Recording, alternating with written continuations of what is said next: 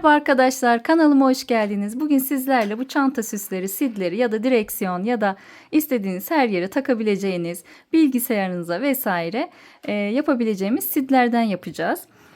Kullandığım ipler hemen göstereyim.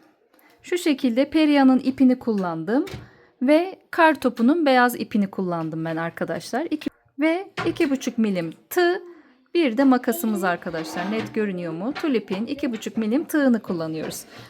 Öncelikle ipimizi parmağımıza doladık.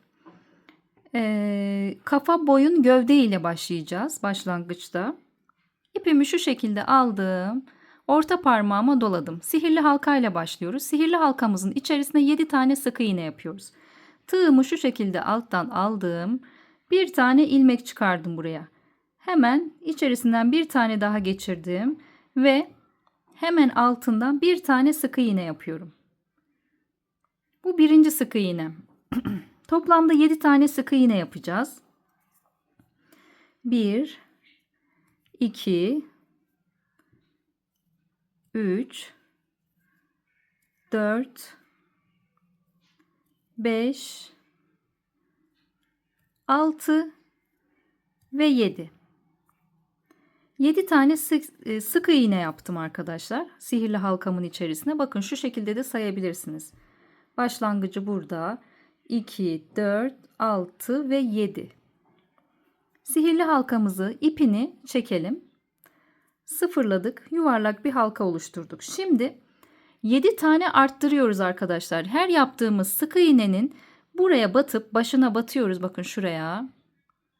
Batıp bir sık iğne yaptım. Aynı ilmeğin içerisine tekrar batarsam sayıyı arttırmış oluyorum. 2 oldu şu anda. 3 4 13 aynı ilmeğin içerisine tekrar battım ve 14. Toplamda 14 tane etrafında sık iğnemiz oluşmuş oldu. Şimdi çok özür dilerim. Şimdi ikinci sıramızı tamamladık. Bakın burası 1, burası 2. Şu an 3. sıramızı yapacağız. 3. sıramızda da 7 kere bir sık iğne, bir tane arttırma yapacağız. Yani bir tane tek batıyorum hemen yanındakine. Bir tane tek battım.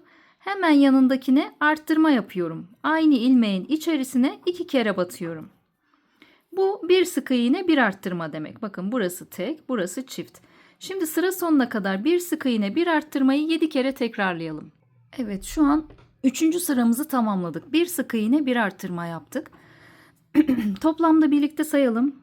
2, 4, 6, 8, 10, 12, 14, 16, 18, 20. Etrafında 20 tane sık iğne olması gerekiyor. Yeni başlayanlar için başlangıç noktasını bulamıyorsanız bir tane ip yerleştirin arkadaşlar. Şuraya bir tane ip kesin. Şuradan gerdirin. Buradan devam edelim. Burada sonuna geldiğini anlayacaksınız. Tek tek 7 tane saymanıza gerek kalmaz. Şimdi arkadaşlar 4. sıramızda ise 2 sık iğne, bir arttırma ile devam ediyoruz. Bir sık iğne yaptım. İkinci sık iğnemi yaptım. Tek battım bunları. Üçüncüyü arttırıyorum. Yani 2 sık iğne, bir tane arttırma yaptım. Aynı ilmeğin içerisine çift battım. Hadi bir tane daha yapalım. Bir sık iğneyi tek battım. İkinci sık iğneyi tek battım. Üçüncüyü arttırıyorum. Aynı ilmeğin içerisine çift batıyorum. 2 sık iğne, bir arttırma demek bu demek arkadaşlar. Şimdi sıranın sonuna gelene kadar bu işlemi 7 kere tekrar edelim. Evet arkadaşlar, 2 sık iğne, bir arttırmamızı da yaptık. 4. sıramızı bitirdik. Bakın şöyle sayalım.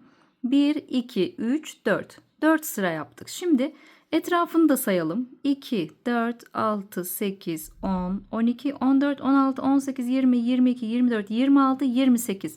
Toplamda 28 tane sık iğneniz etrafında olması gerekiyor 4. sıramızda. Şimdi arkadaşlar bu ayracımı, ilmek belirleyicimi bir üst sıraya taşıyorum. Dilerseniz taşımayabilirsiniz de ama şu an düz öreceğimiz için düze nereden başladığımızı bilmek için. Şimdi 5. sıradan 8. sıraya kadar dümdüz her ilmeğe tek batarak yukarı doğru öreceğiz arkadaşlar.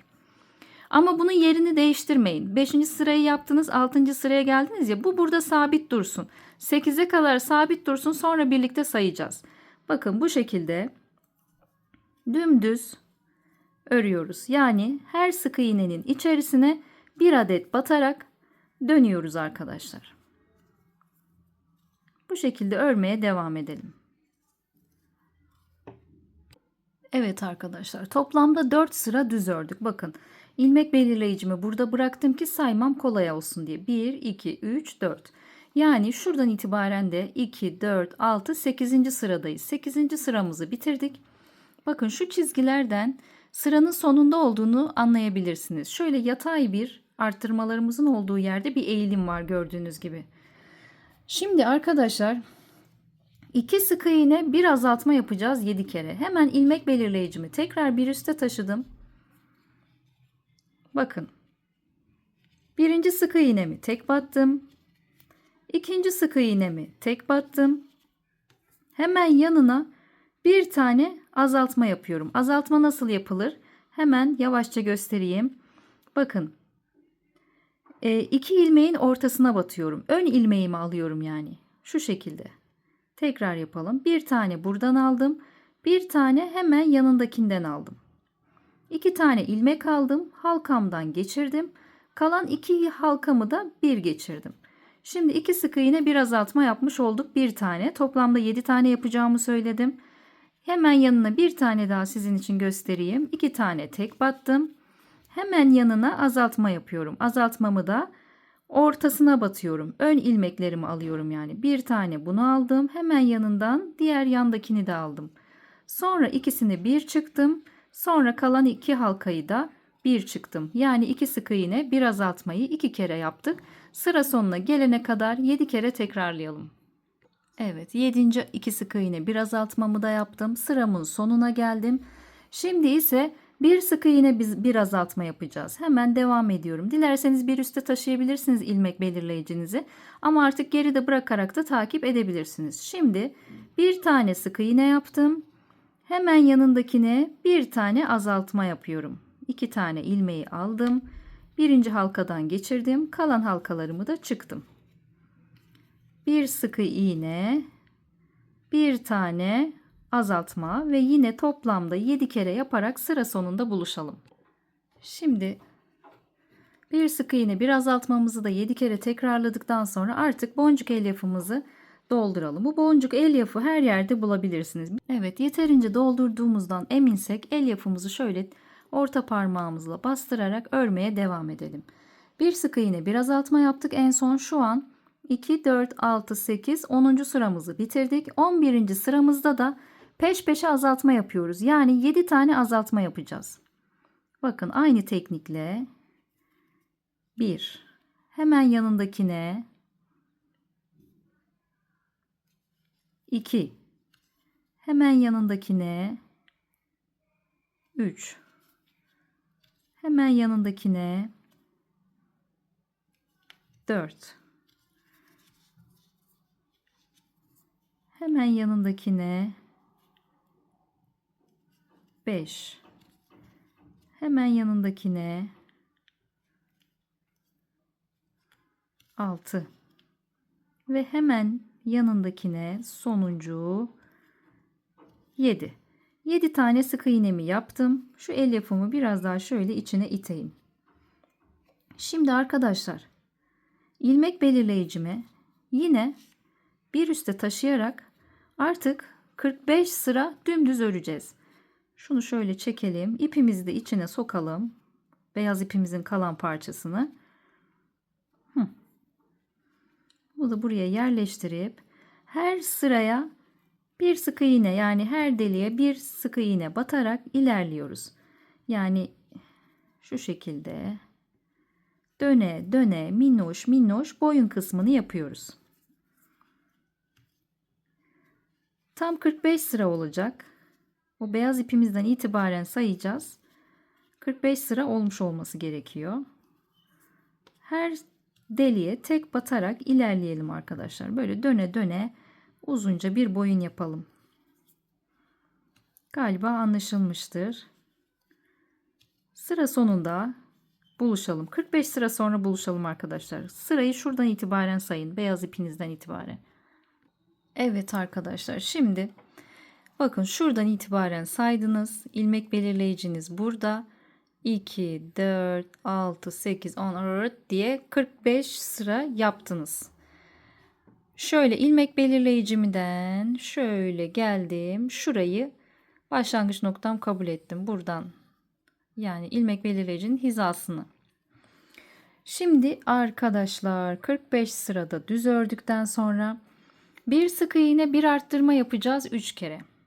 Bunu sayalım içimizden. Bir tane tek battım, bir tane arttırdım. Bu bir. Tekrar bir tane tek battım, bir tane arttırdım. Bu 2. Tekrar bir tane tek battım, bir tane arttırdım. Bu da 3.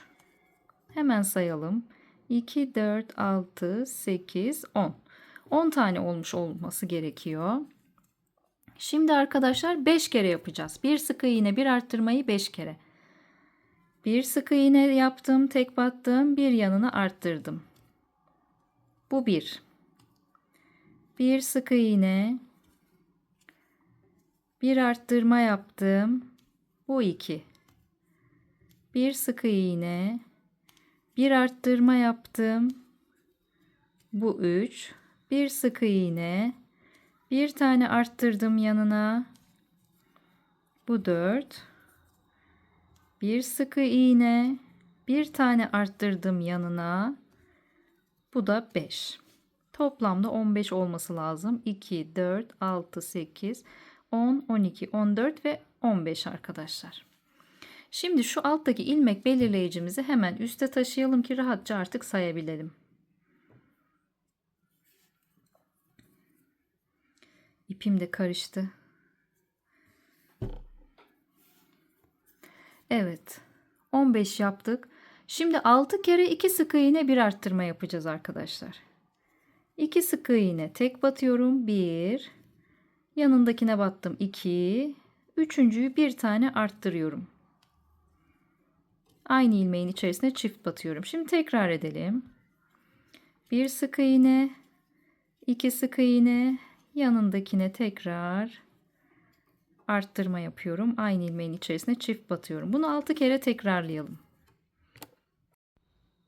Evet, şimdi sıranın sonuna geldik. 2 sık iğne, bir arttırma yapmıştık. Toplamda şurada etrafında 20 sık iğne elde ettik. Şimdi tekrar 6 kere 2 sık iğne, bir arttırma yapalım. 1, 2 sık iğne, tek battım. Bir sonrakini arttırıyorum. Sıra sonuna kadar yapalım. Evet, sıra sonuna kadar 2 sık iğne, bir arttırma yapalım. Son 2 sık iğne, bir arttırmamızı yaptıktan sonra sıramızın sonunda 2 tane kalıyor. Bunu sadece 2 sık iğne olarak batalım. 2 sık iğne olarak battık. Burası etti 26 tane sık iğne toplamda.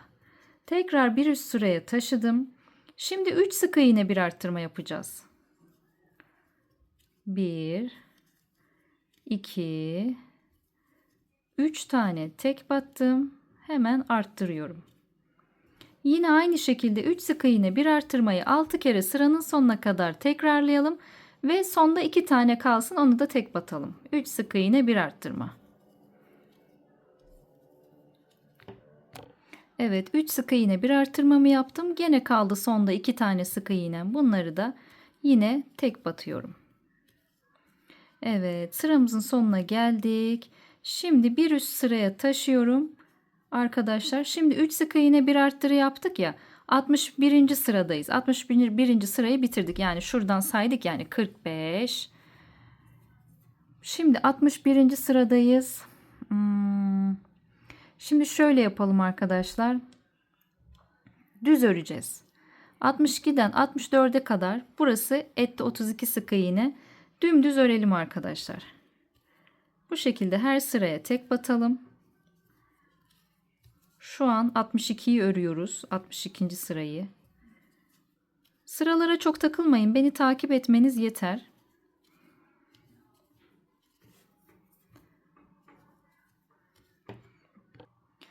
Şimdi arkadaşlar 64'e kadar düz öreceğimi söylemiştim. Burayı 62'de bıraktık. 62, 63, 64. Nasıl 64'teyiz? Kafanız karışmasın. Bakın buradan itibaren sayarsanız şurayı 45 sıra ördük ya boynu.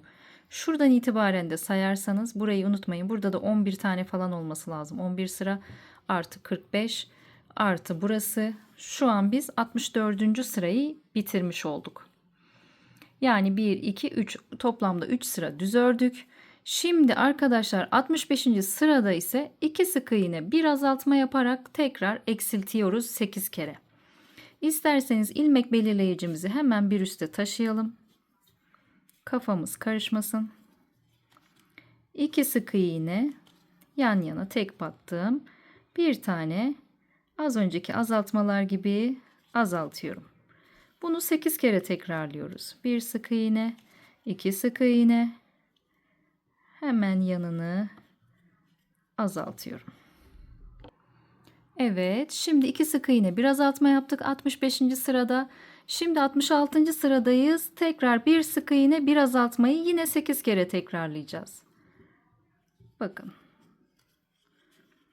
Hemen yanına bir tane sık iğne, ikinciyi yapıyorum ve bir tane azaltıyorum. Bir sık iğne, bir tane azaltıyorum. 8 kere. Sıra sonunda buluşalım. Evet, 8 kere bir sık iğne bir azaltma yaptık. Şimdi elyafımızı alalım ve gövdemizin içini de dolduralım.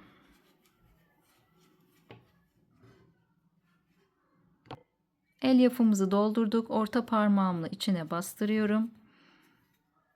İçine karışmasın diye. Şimdi 8 tane azaltma yaparak kapatacağız burayı. Peş peşe 8 azaltma yapıyorum. 1 2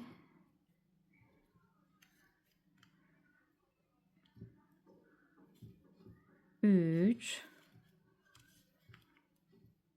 4 5 6 7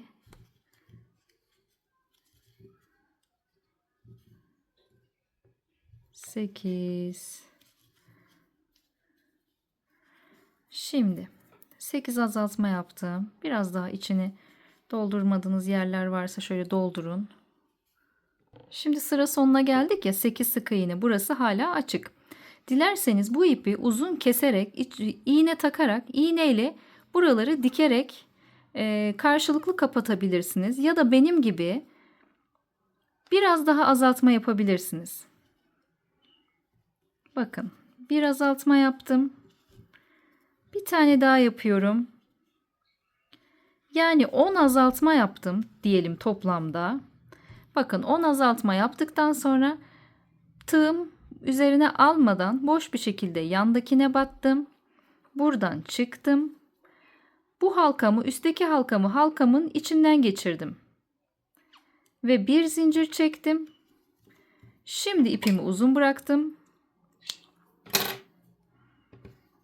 Ve çıkarttım. Bunu da artık ihtiyacımız yok. Kalan ilmekleri de şu şekilde topluyorum. Sıktırıyorum. Bu da bir yöntem ama dilerseniz iğneyle de kapatabilirsiniz. Dikerek şunun ucuna bir iğne takın. Dike dike de yapabilirsiniz. Hiçbir şekilde ikisinde de açılmaz. Çünkü o sıkıladık ya kapatırken, keserken ipimizi. Şimdi herhangi bir karnının herhangi bir noktasından şu şekilde çıkarttım.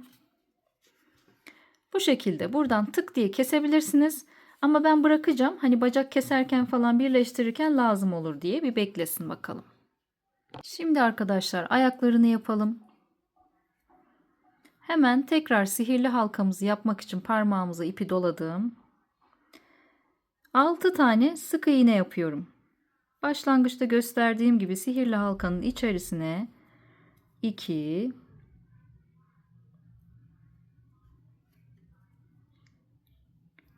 3 ipi kaçırmayalım. 4 5 ve 6. İpimi çektim, halkamı kapattım. Şimdi arkadaşlar BLO tekniği ile arka ilmeklerden alarak öreceğiz. Yani şöyle. Bakın, önceden şuraya batardık. Sık iğne yapacağız ya. Buraya değil de ikisinin ortasına batıp arkadaki ilmeği alıyorum. 6 tane yapacağım.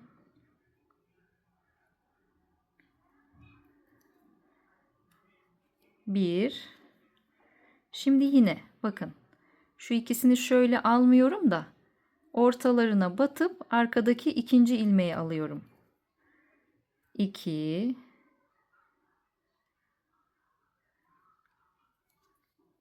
3. 4. 5.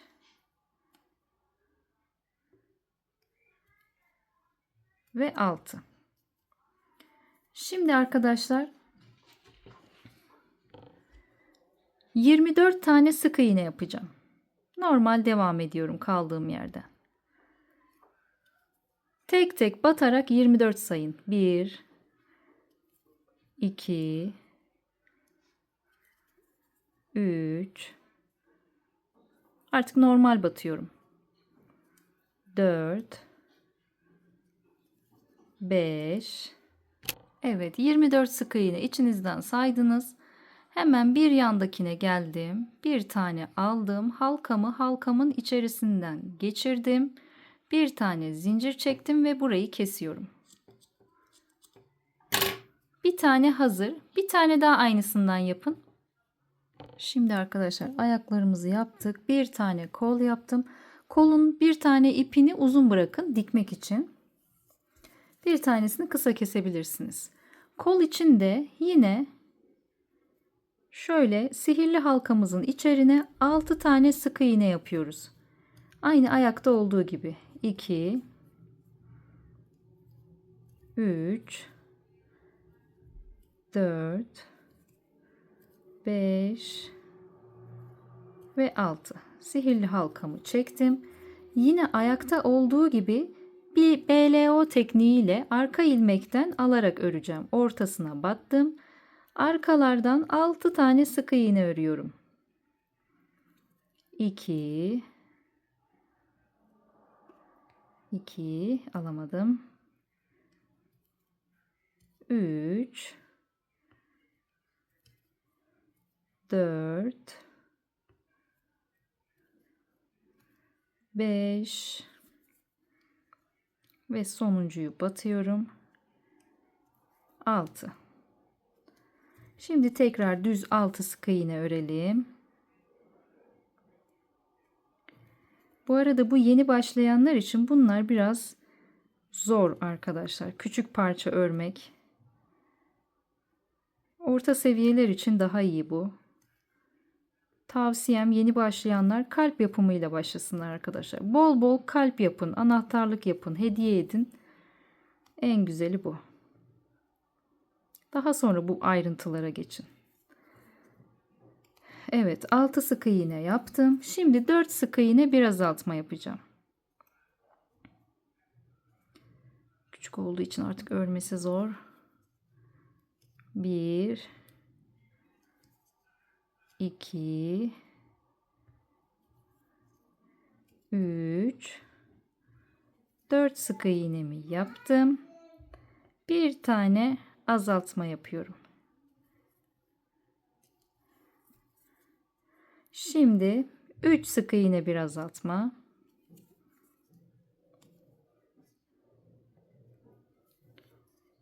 2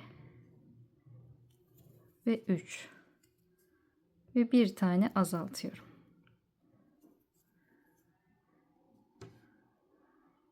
Ay. Üçünü bir çektim. Bir tane zincir attım ve kestim. Dediğim gibi ikinciyi yaparken bir parça ipinizi uzun bırakın ki dikmek için kullanalım. Kol da tamam. Şimdi kahverengi ipimizle burnumuzu yapıyoruz. Sihirli halkamızın içerine 4 sık iğne yapıyoruz şimdi. 1 2 Havada karardı, biraz gölge oldu, kusura bakmayın. 3 4 Sihirli halkamı çektim. Şimdi bir sık iğne, bir arttırma yapacağım. Karşıya batacağım. Artık ben de göremiyorum.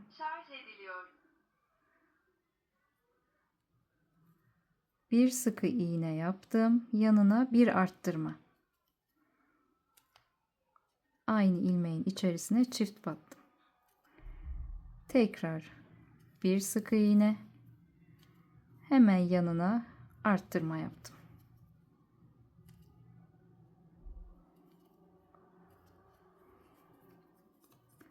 Şimdi tekrar bir sık iğne, bir arttırmayı yine 3 kere tekrarlayacağım. Bir sık iğne, bir arttırma yaptım.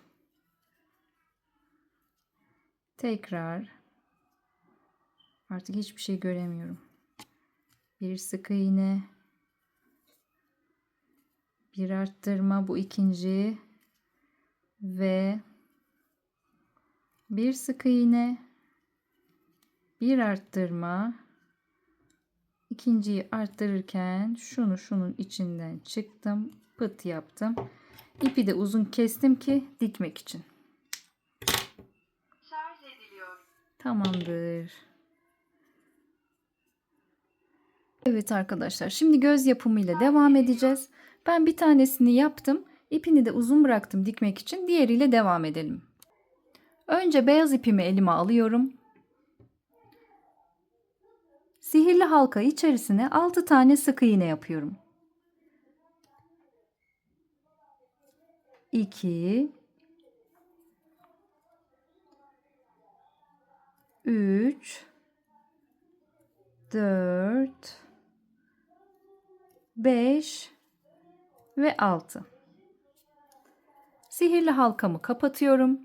Bakın 2 4 6 tane sık iğne yaptım. Şimdi her sık iğnemi arttıracağım arkadaşlar. Her sık iğnemin içerisine 2 tane sık iğne yapacağım. 1, karşıya geçtim. 2, hemen yanına 3 4, hemen yanına 5, aynı ilmeğe 6, hemen yanına 7, aynı ilmeğin içerisine 8, hemen yanına 9, aynı ilmeğe 10, hemen yanına 11, aynı ilmeğin içerisine, bir saniye batamadım, 12 yapacağız. Şimdi hemen ortaya gözümüzü takalım. Çünkü tamamen bitirdiğimizde takması zor oluyor. Evet, gözümüzü aldım. Tahmini 5 milim zannediyordum ama 6 milimmiş. Şöyle göstereyim. 6 milimlik göz alabilirsiniz. Hemen ipimi uzun bıraktım kaçmasın diye. Şurayı da tığımla önce bir açıyorum. Tığımın sonuna kadar takıyorum ki genişlesin, bunu takabilelim diye. Gözümüzü takıyoruz. Ve arkasında da yine küçük aparatını takalım, kilitliyoruz. Evet. Kilitledikten sonra tekrar sıramıza devam ediyoruz. 12 sık iğne yapıyoruz. Her sık iğneye bir tane batarak 12. 1 2 3 11.'yi yaptım. 12.'yi yapıyorum. İpimi şu şekilde bırakıyorum. Kahverengi ipime geçeceğim. Yani bej diyeyim işte, kahve derken. Kahve ipime bakın, 2 halkayı burada içinden çıkmadan bıraktım. Bir ipimi de önden tuttum. İçinden geçirdim. Hemen bunu küçük kahve ipimle uzun beyaz ipimi arkadan bağlayacağım.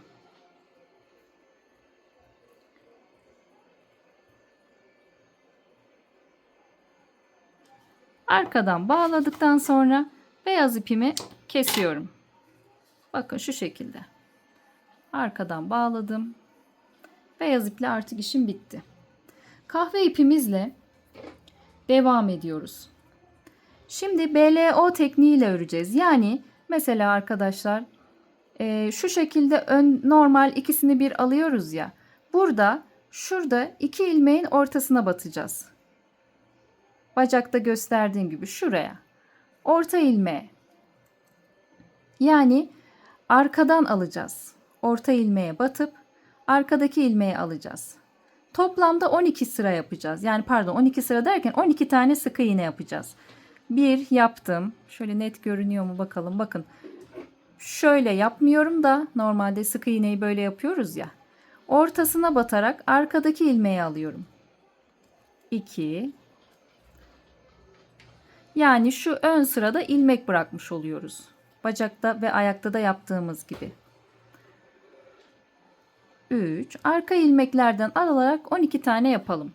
Evet, arka ilmeklerden alarak 12 tane sık iğne yaptıktan sonra tekrar yine normal düz sık iğne yaparak tekrar 12 tane sık iğne yapıyoruz. 2.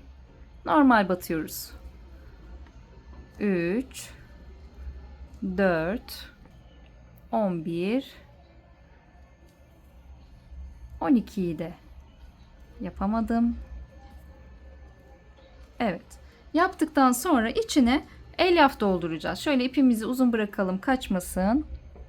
Boncuk elyafımızdan bir miktar alalım. Dolduğu kadar şöyle tığımızla da yerleştirmeye, gözün etrafına yerleştirmeye dikkat edelim.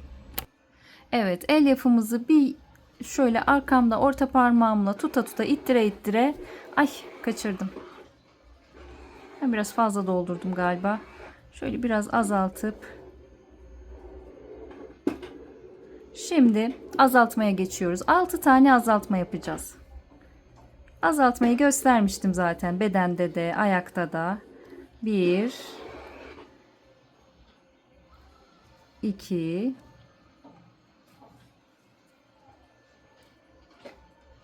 3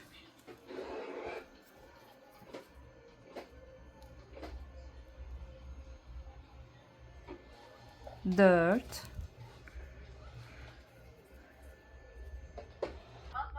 Tüm azaltmaları yaptıktan sonra şuradan bir tane daha batıyorum. Bu ilmeğimi bu ilmeğimden kaydırıyorum. İpimi uzun bırakmayacağım çünkü şu gözde uzun bıraktım. Bunu kısa kesebilirim. İpimi kesiyorum. Kalan parçamı da şuradan şöyle çıkarıyorum. Elimle de bunu yuvarlak bir form haline getirmeye çalışıyorum. Şöyle aralardan ipimi geçireceğim.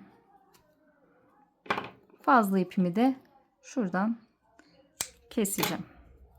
Şu şekilde bir göz elde ettim. Şimdi çevresini dolanacağız. Dilerseniz böyle de güzel oluyor. Yani ben bir ne bileyim. Bakın şöyle yaptım. Etrafını dolandım. Etrafını dolamadan yapanlar da var. Böyle de güzel oluyor. Dilerseniz böyle de yapabilirsiniz. Ama ben bir kere yaptık. Devam edelim. Etrafını dolanmak için elimize yine bej ipimizi aldık. Şöyle bir tane zincir çektik. Sıkıştırdık burayı. Hemen BLO ile ördüğümüz kısımlar var ya, bakın şurada çıkıntı iplerimiz oluştu. Beyaz ipimizin sonu var ya. Herhangi bir yerinden alabilirsiniz. Başı sonu fark etmez. Bu ipimden aldım bir ilmek. Yine ipimin içerisinden kaydırdım. Bu şekilde arkadaşlar yine 12 sık iğne yapıyoruz. Dışarıda bıraktığımız ilmeklerden alarak gözümüzün etrafını dolanmış oluyoruz.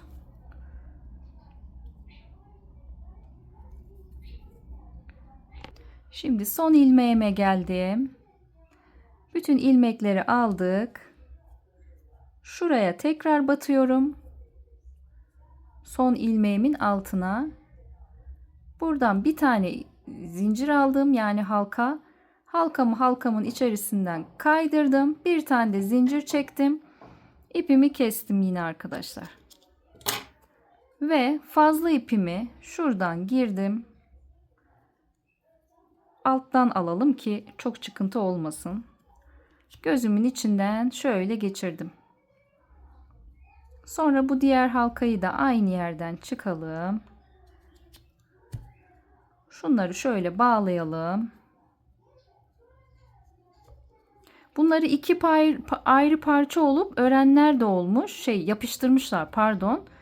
Bana o daha zahmetli geldi. Yani bilmiyorum ama böyle bütün örmek daha hoşuma gitti. Ben yapıştırma falan sevmiyorum arkadaşlar. Her şey örülsün, bitsin istiyorum. Evet. Diğer gözümüz de hazır. Ay, düşürdüm. Evet, bitti mi? Maalesef hala bitmedi. Ayaklarımıza ve kollarımıza tırnak yapacağız. Beyaz ipimi aldım. Yine aynı bir zincir çekerek bunu sıkıştırdım. Ve şunlar koldu sanırım. O kadar birbirine benziyor ki. Şunlar kol, şunlar da ayak. Ayağımı aldım.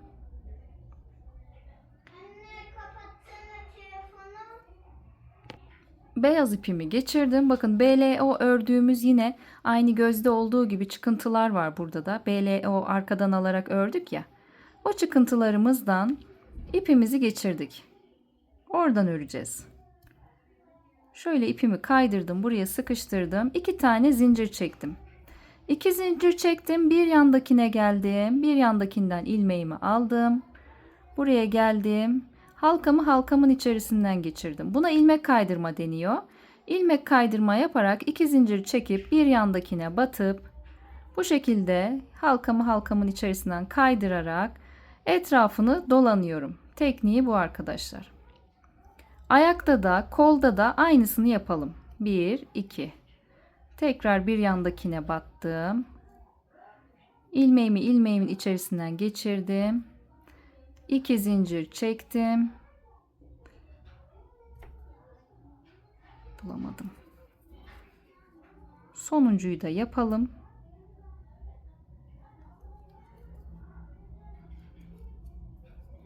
Sonuncuya geldim. Yine ilmeğimin içerisinden geçirdim. İpimi şöyle uzun bıraktım. Şöyle bacağımın şuralarından bu iplerimi saklayacağım. Bunu da şuradan alalım. Arkadan alalım. Heh. Bu ikisini bağlayalım.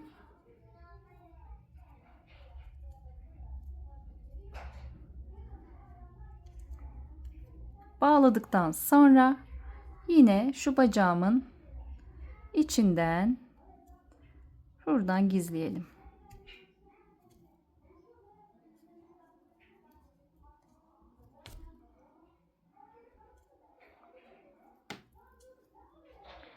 Çok mu yakın çekiyorum bilmiyorum ama ben de bir tarif videosu izlerken şöyle çok uzaktan çekiyorlar ya, ben anlamıyorum. Yani böyle daha hoşuma gittiği için böyle çekiyorum.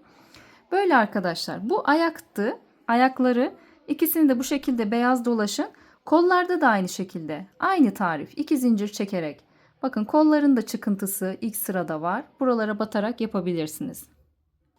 Evet arkadaşlar, ben sonuncuyu da bitirdim. Bakın fazla iplerimizi de belki bilmiyorsunuzdur diye şöyle anlatayım.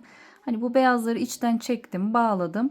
Şöyle bir makas yardımıyla da şöyle içine sıkıştırabilirsiniz. Heh. Bunların içine elyaf koymuyoruz zaten. Bu şekilde. Ah yaşasın, sonunda dikmeye geldik arkadaşlar. Ben bir tanesini şöyle yaptım. Önce gözlerini dikelim. 2, 4, 6. sıranın 6 ile 7'nin arasına dikmeye çalışacağım arkadaşlar. Çuvaldız kullanıyorum. Yorgan iğnesi diye de geçiyor. Şuradan hemen dikmeye başlayalım.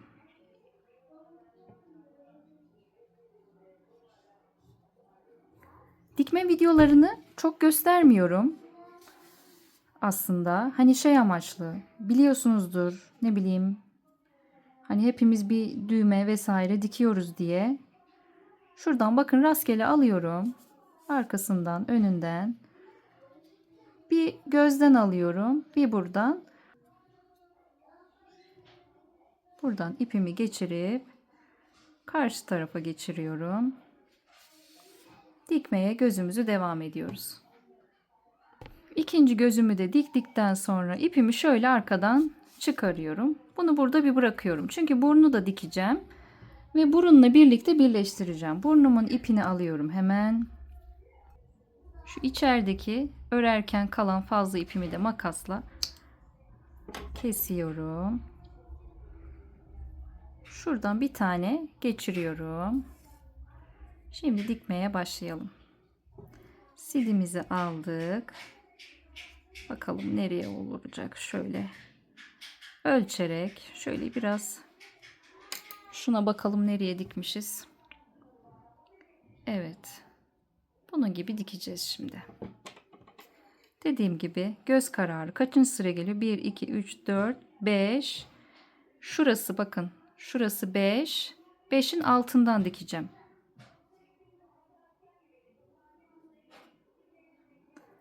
Şuradan da bir ilmek alalım.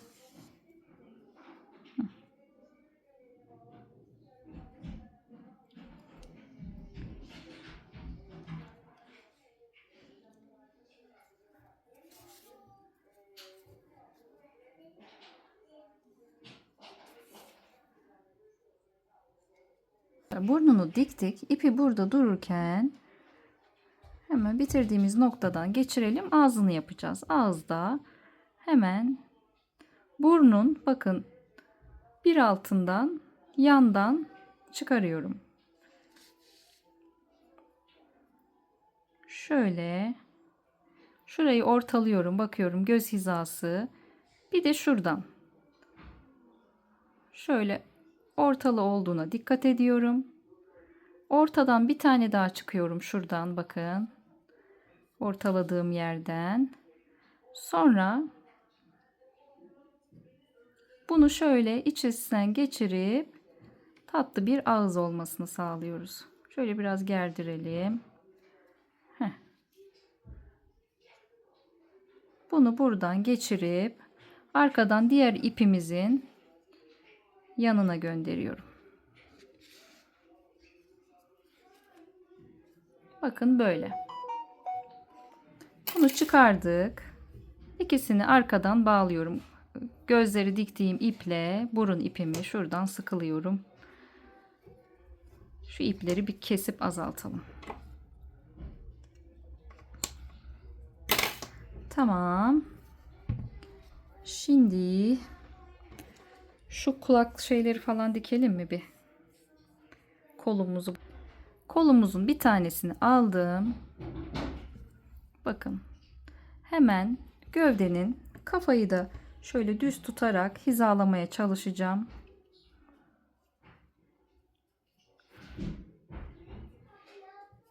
Şuradan dikiyorum.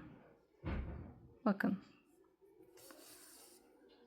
Gövdenin bir üstünden.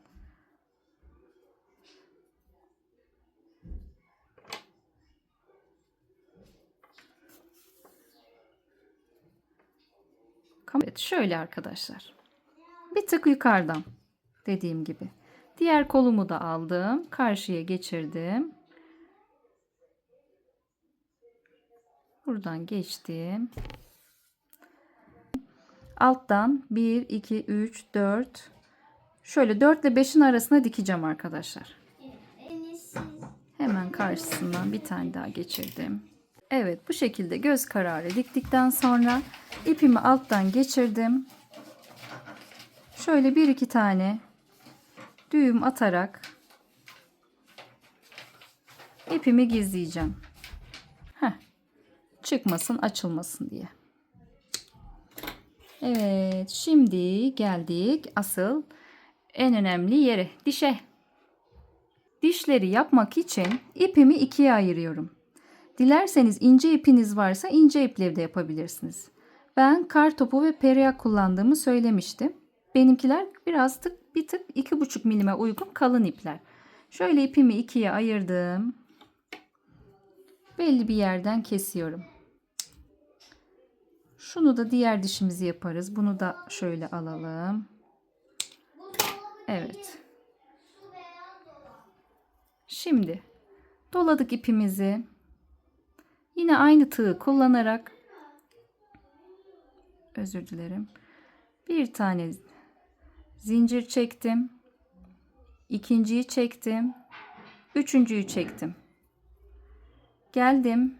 Hemen sıradaki ilmeğime battım. İlmeğimin içerisinden geçirdim. Diğerine geldim. İlmeğimin içerisinden geçirdim. Bir tane zincir çektim. İpimi uzun bırakıyorum. Bu birinci dişimiz. Şöyle getirelim. Bu uzun diş olsun. Şimdi diğer kestiğimiz ince ipimizle de ikinci küçük dişimizi yapalım.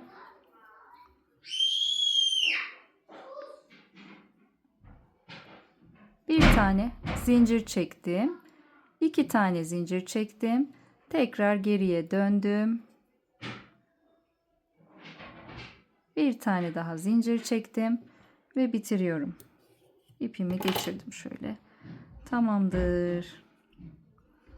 Şimdi bunları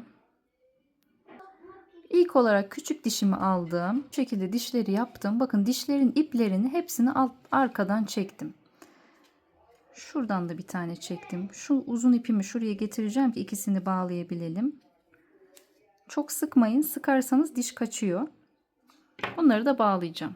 Evet sevgili arkadaşlar, sidlerimizi bitirdik. Beğendiyseniz kanalıma abone olmayı, yorum yapmayı unutmayın. Bakın şunun dişini daha uzun yapmıştım. Şununkini daha sizinle yaptığımı daha kısa yaptım. Bence daha kısa olan daha hoş gibi geldi bana. Daha küçük olan. Sevimli sidler. Görüşmek üzere. Kendinize iyi bakın.